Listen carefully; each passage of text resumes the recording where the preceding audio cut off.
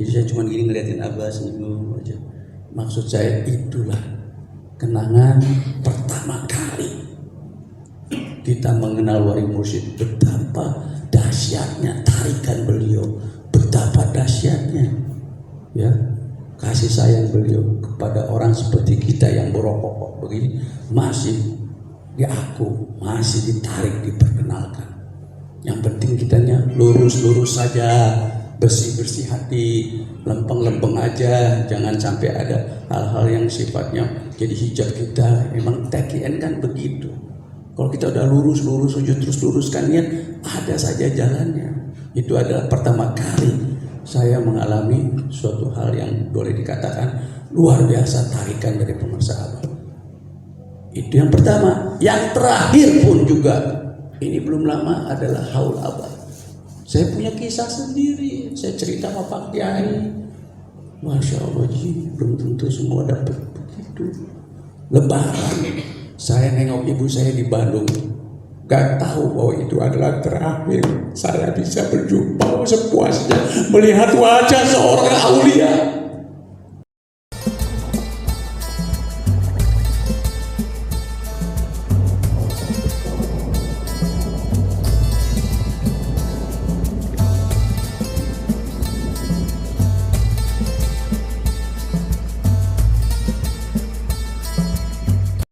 Ilahi anda maksud warida kahmad lubi adini mahabbataka wa ma'rifat. Hadirin hadirat yang dimuliakan Allah Subhanahu wa taala, malam hari ini izinkan Al-Fakir Agus Syarif Hidayat, biasa dipanggil Gus Rif ya. Ini sih cuma bersilaturahim saja niatnya, karena yang inti itu tadi itu maghrib ke isya terus itu riadoh yang tidak mudah, itu dahsyat itu. Apalagi kalau dari sorenya kita sudah ada hataman sebagaimana dianjurkan oleh Pengarsa Guru Agung Syekh Ahmad Sohibul Wahab Tajul Arifin. Senin pada asar hataman, kemudian Kamis pada asar hataman. Salah satu daripada wakil talqin sepuh di Pondok Pesantren Suraya pernah menasihati Al-Fakir, jangan tinggalkan jihadnya, jangan tuh, kalau bisa terusin. Senin hataman, pada asar, Kamis hataman. Emang kenapa Kiai? Itu Abah pernah ngomong langsung ke saya, kata-kata bini sepuh itu ada bonus tuh. Ya, jadi itu yang tadi, ini sih hanya sharing silaturahim ya. Jadi yang tadi itu kita kerjakan, itu inti dari amalia Thariqah Qadriyah Naqsabandiyah. Di sini saya hanya ingin menyempurnakan saja silaturahim saya. Kalau ilmu sudah makin tua, tadi aja ada terbetik satu ayat pendek, tapi Masya Allah faktor U dari grade sampai sini nggak hafal. Ya jadi dimaklumin kalau faktor U itu daya ingat makin lemot ya nggak. Kalau dulu satu ain langsung ya, sekarang nahnu apa gitu kan. Jadi dimaklumin saja.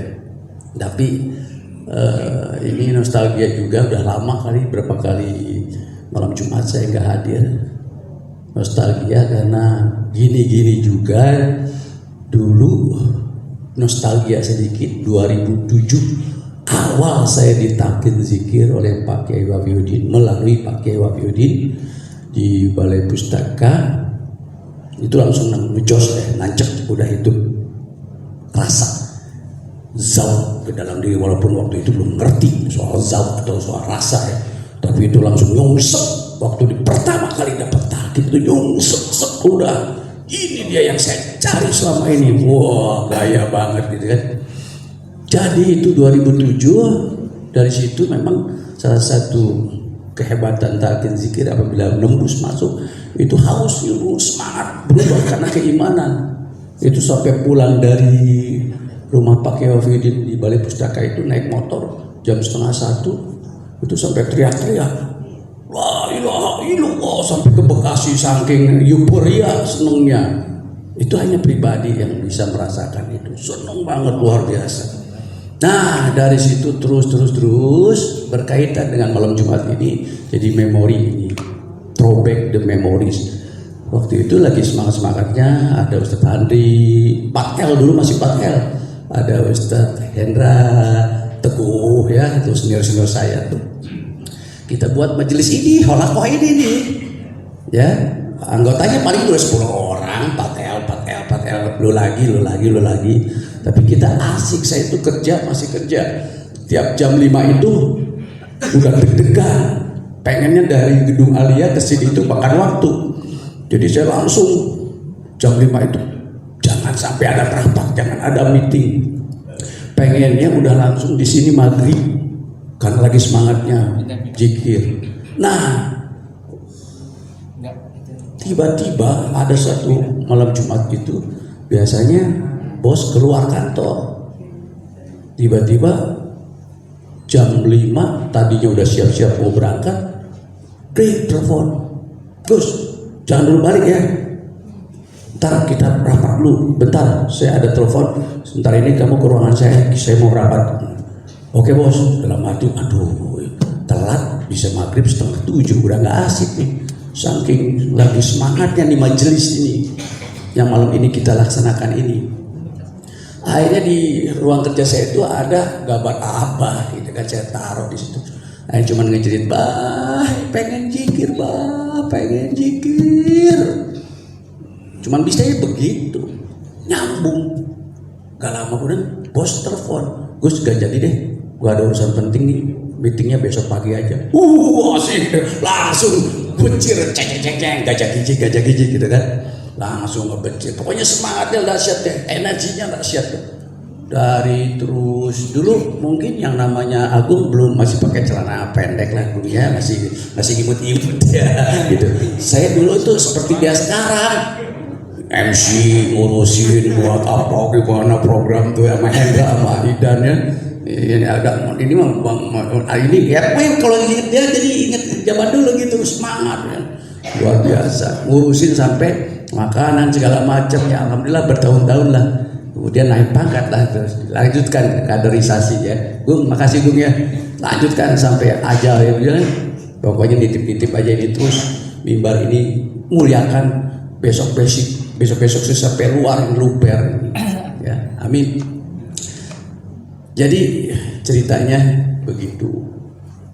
Ini belum lama tanggal 5 kembali kita menorehkan kisah yang luar biasa, siapapun dia. Belum lama ini hari Senin tuh ya, tanggal 5 ya, Milad Ponpes yang ke 117. Masing-masing semua pasti punya kisah masing-masing tentang Pondok Pesantren Suralaya ini. Dahsyat 117. Saya hanya ingin berbagi kisah saja. Ketika pertama kali, ini baru Ustadz Andika dan Roman baru hadir dari Suralaya, luar biasa, ada capek. Mas Reno alias Denny, saya bingung tadi. Kalau di Japri ada Reno, ada Denny, ini adik kakak atau apa? Ternyata sama saja ya. Jadi baru pulang dari Suralaya. Saya ingin sedikit teringat jadinya. Awal pertama setelah ditakin 2007, nggak langsung ke Suralaya. 2007 kalau nggak salah itu September. Nah ini juga September sama nih. Makanya saya mau cerita, itu pertama kali tahun 2007 September juga. Itu pertama kali dapat talqin zikir. Kemudian 3 bulannya kemudian baru saya niatkan untuk pertama kali ke Suralaya. Alkisah waktu itu saya bawa kendaraan sendiri, dipenuhi oleh jemaah TKN seangkatan saya waktu itu. Ada Ustadz Bang Aib lah ya, Bang Aib dari Gedung Alia, biasanya ada nih gengnya nih, Bang Arif, kemudian ada Ustadz Handri, saya masih ingat tuh, Haji Nung, satu mobil nih ya, mobil Taruna, saya bawa ke Surabaya. Waktu itu Ajengan Jejen yang ceramah, itu pertama kali baru tahu ini Surabaya mau jumpa dengan guru mursyid Abah, kan?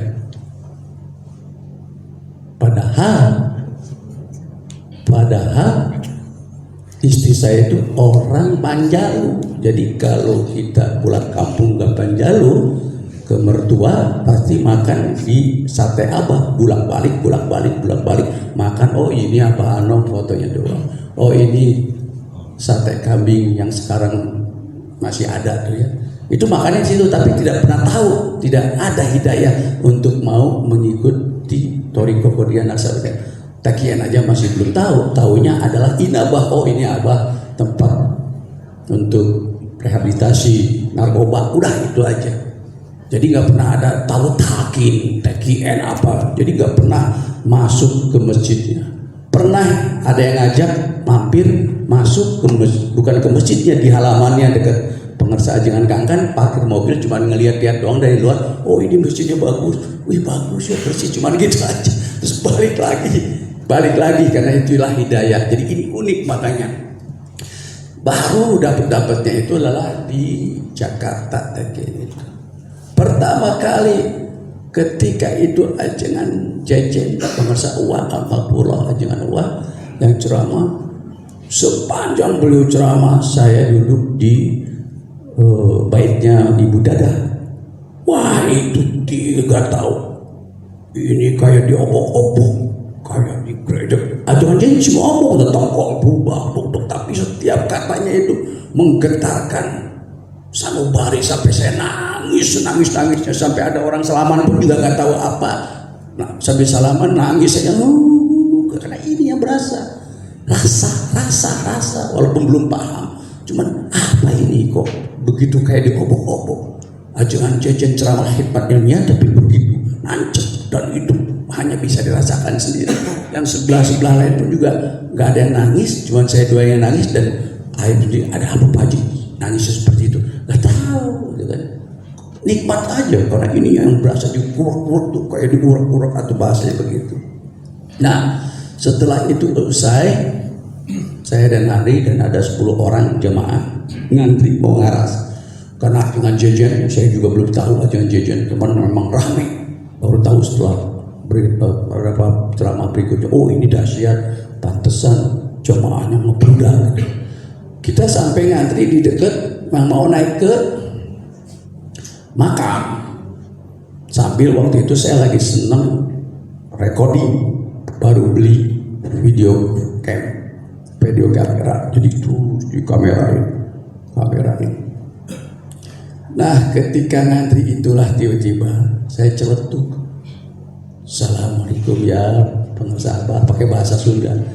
Izinkan saya Agus dari Bekasi, Mugia Abah Widiin, saya ingin jumpa sama Abah. Ini kali pertama saya ke Suralaya, Bang. Mugi-mugi Abah Widian, karena melihat panjang. Nah itu usul ada kurang sabar, kurang sabar.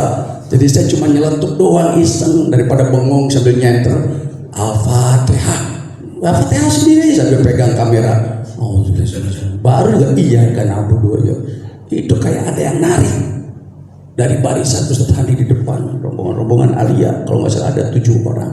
Saya tiba-tiba geser keluar dari barisan, tiba-tiba kayak ditarik. Makanya sekarang ini kalau ada istilah tarikan itu, ya emang benar itu tarikan semua.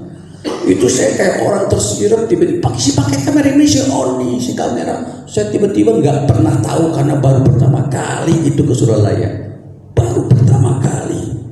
Mana tahu bisa masuk dari dapur. Ini kayak orang udah lama, ditariknya ke dapur kayak orang sudah akrab, gak ada malu, gak ada apa. Ini masih masih ada videonya di rumah. Saya langsung masuk dari dapur, langsung pede aja, Assalamualaikum bu, pada katimu Abah. Itu ibu-ibu pada berdiri, mangga pak, udah masuk aja pak, udah ditungguin gitu. Bisa begitu. Masuklah ke ruang dapur, kemudian masuk ke ruang tengah tempat makan. Di tempat makan itu saya masih ingat sekarang ini ada Ustadz Ali Hanafia di situ lagi makan, sandisi, ada orang bule, meja makan besar. Dan juga waktu itu saya tidak ada yang namanya gentar atau malu atau apa. Ini masih on. Assalamualaikum Pak Kiai, Pak Kiai. Wah, pede, masa akrab Kiai. Mau ke apa? Mau ke apa? Ada yang berdiri, kalau nggak tahu saya lupa lah. Dia langsung, mangga Pak Haji. Itu pintunya masuk di situ, udah ditungguin. Ada yang ngatur Ali Hanafia juga. Sebelah sana Pak, sebelah sana masuk aja masuk. Pas masuk nyebrang situ, disitulah pintu kamar Abah, ada pengersa Umi Yoyo lagi di depan pintu Abah, lagi gini aja. Saya nggak tahu itu Umi Yoyo, cuman langsung bu badai ke Abah, bu badai ke Abah. Oh iya Pak Haji, Bang nggak di situ madrasah, masuk dari situ, masuk. Dengan pedenya langsung masuk, masih pakai senter, masih on ini. Dan waktu itu masih pengersa ajegan Dudun yang ngawal.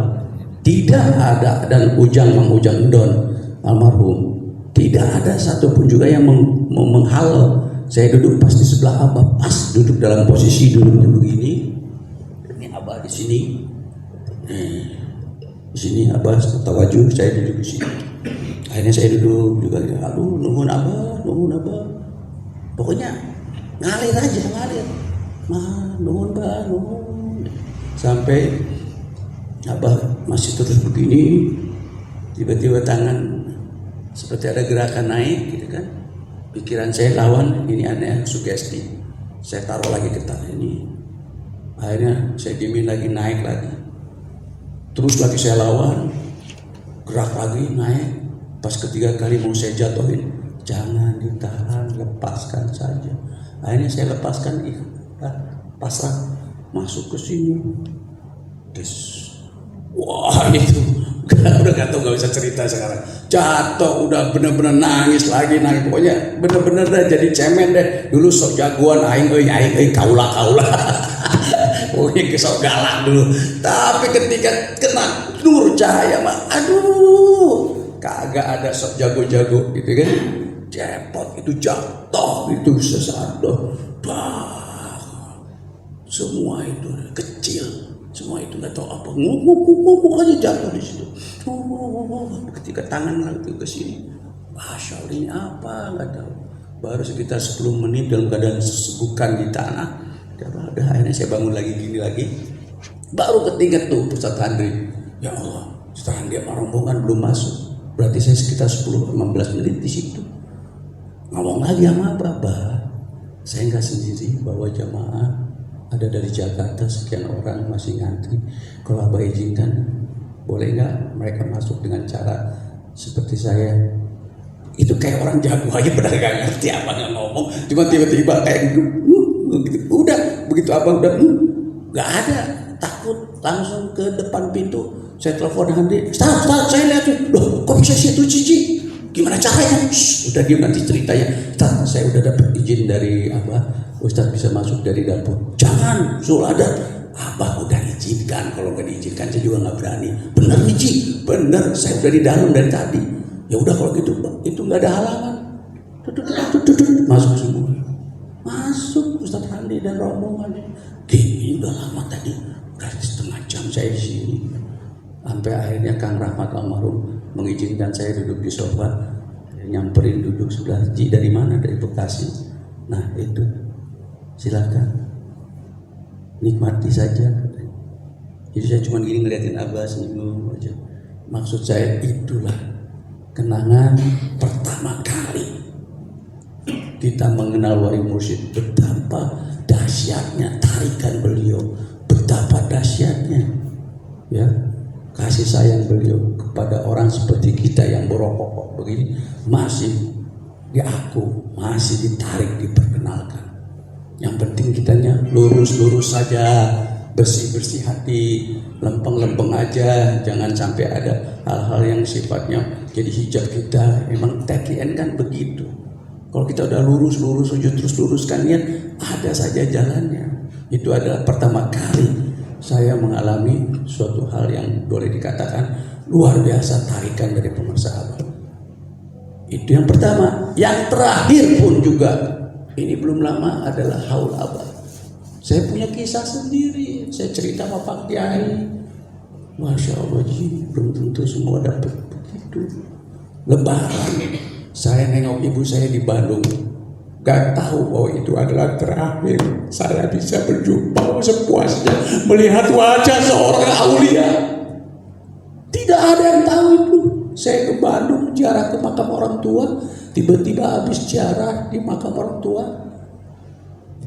ibu saya tumben-tumbennya berdiri. Habis saya baca tahlil pada bapak saya, ibu saya tiba-tiba berdiri. Gus, sekarang juga kamu ke Surabaya temuin Abah. Gak pernah begitu, demi Allah, ini kisahnya. Bu, kan masih kangen sama ibu. Nanti aja saya mau ke Abah. Biasanya ke Abah itu hari ketiga setelah kenyang di Bandung, baru sekalian pulang saya sekeluarga biasanya langsung ngaras ke Abah. Tapi ibu ngotot, tidak, sekarang kamu berangkat, coba buruan, bisa nanti lain kali. Ibu kok, emang kenapa bu? Gak apa-apa, buruan kamu ke Abah, kamu ke Surabaya, buruan, kata ibu. Karena ibu, sampai istri saya kaget, kenapa sih ibu? Ya ini kenapa ibu? Dan tim aja, kita kemasin bareng. Bu, Agus berangkat ya? Berangkat Gus, sudah berangkat. Sampai Surabaya hari Kamis waktu itu, Kamis, Jumat, Sabtu. Puas itu sehari, buka ngaras, Abah buka pintu. Pagi masuk ngaras, 2 siang ngaras lagi, sore ngaras, sehari 3 kali ngaras. Apa itu? Kamis, Jumat, Sabtu. Nah, Minggu saya pikir Abah nggak buka pintu nih, kayaknya nggak ada orang, sepi, mungkin ditutup madrasah. Udah cukup pagi aja, hari Minggunya itu. Hari Minggunya udah kita ngaras ke Abah, yuk sekalian pamit. Kita sorenya mau pamit. Itu Minggu pagi masih ketemu Abah seperti biasa, cium tangan, udah selesai. Sorenya udah mau pulang. Saya pikir udah tadi pagi terakhir, nggak akan ketemu lagi Abah, istirahat.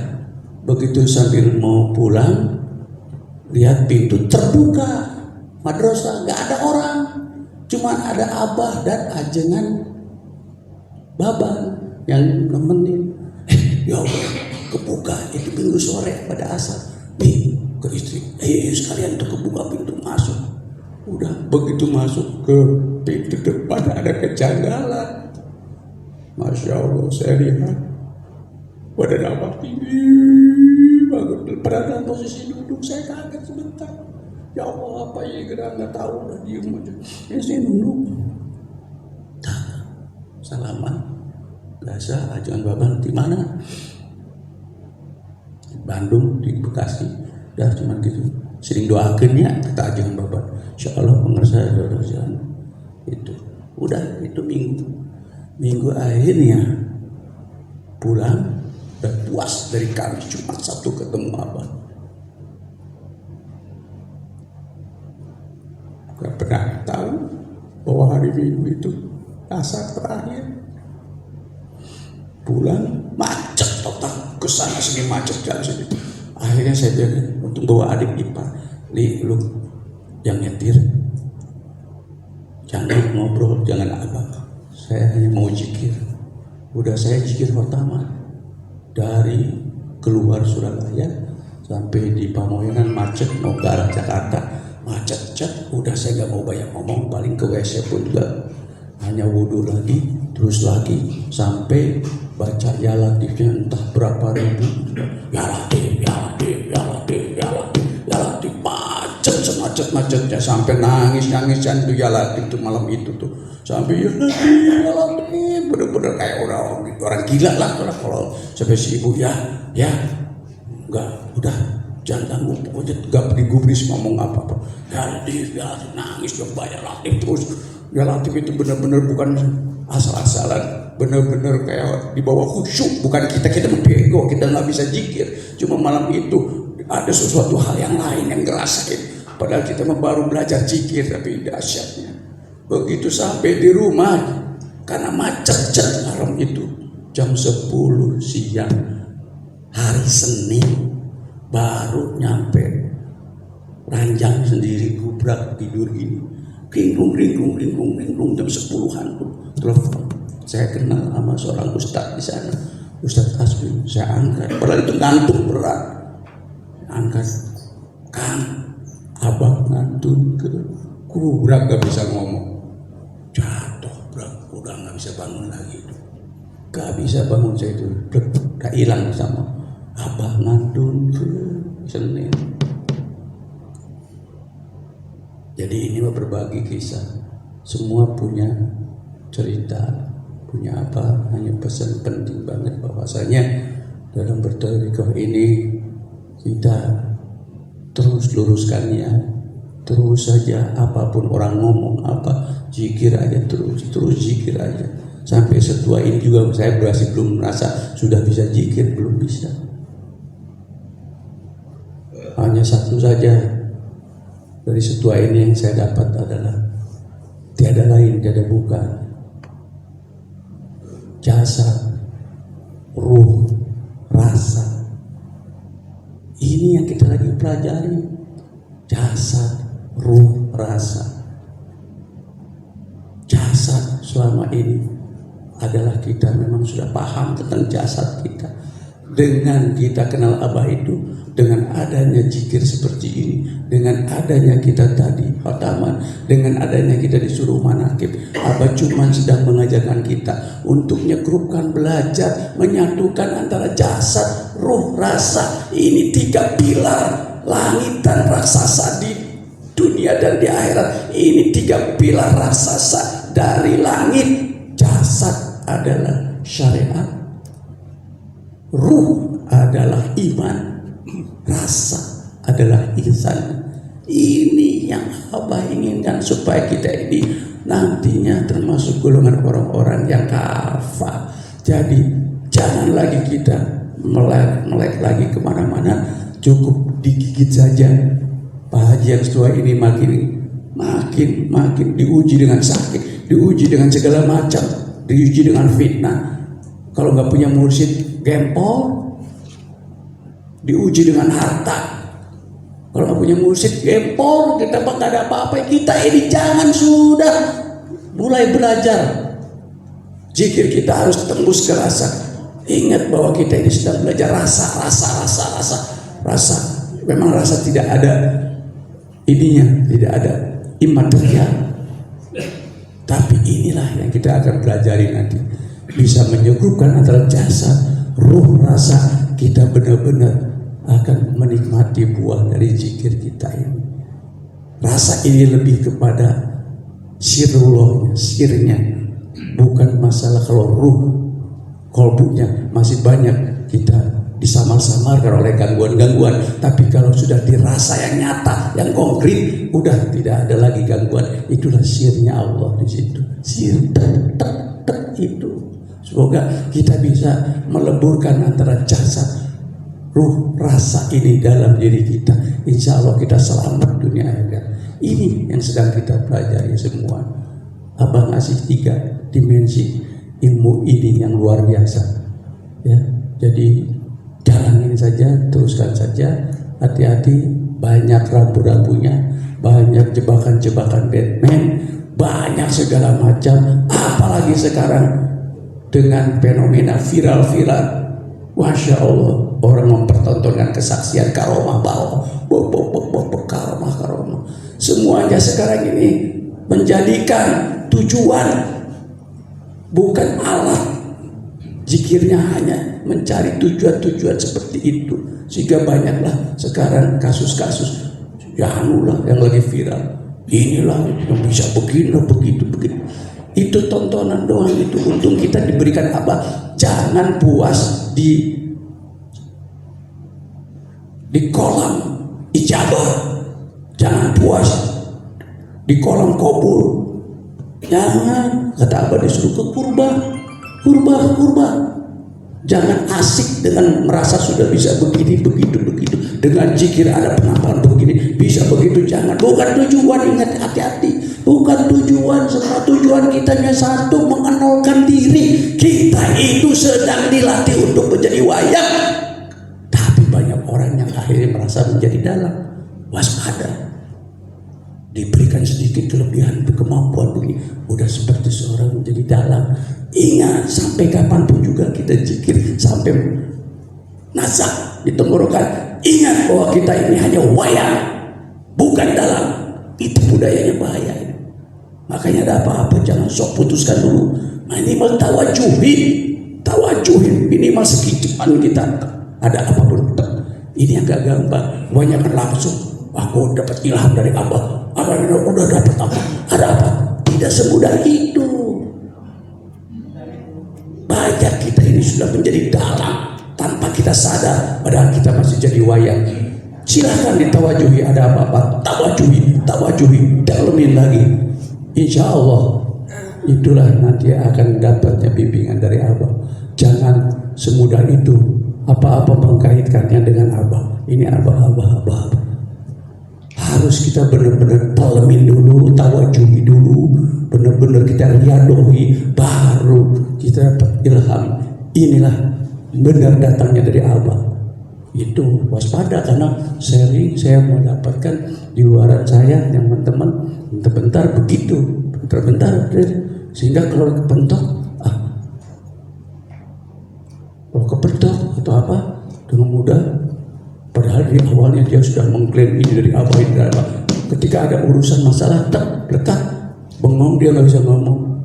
Jadi jangan semudah itu. Kalau kita benar-benar belum paham tentang mentawajuhinya, merobidohkannya, menyelaminya secara murni, baru kita sebelum istikharahnya. Ini hati-hati, jebakan Batman di zaman sekarang mudah orang terpedaya. Para ahli-ahli thariqah mengatasnamakan pensahabat. Nauzubillah min dzalik. Semoga kita terhindar dari hal seperti itu.